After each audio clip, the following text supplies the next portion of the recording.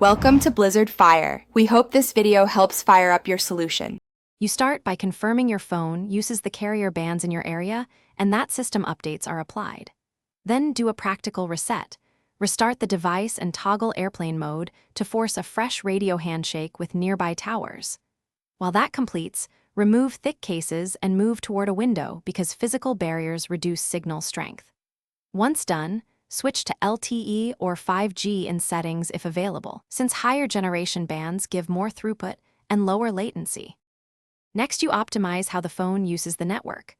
Open your carrier or phone settings and enable VoLTE LTE and Wi-Fi calling to improve call data handling and reduce fallbacks to slower modes.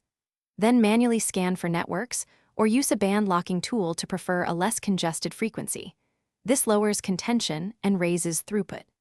Meanwhile, close background apps and pause large sync or cloud backups so your radio doesn't share capacity. Make sure to prefer Wi-Fi for heavy downloads. Finally, verify performance with a speed test app across the spots you use most.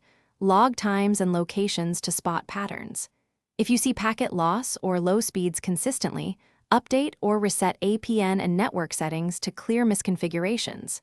If problems persist, contact your carrier to check tower load or provisioning. Ask them to refresh your profile. Troubleshooting tip: if speeds remain erratic, try a brief factory network reset or swap SIMs into another phone to isolate device versus network faults. Thanks for watching. If you found this helpful, don't forget to like and subscribe.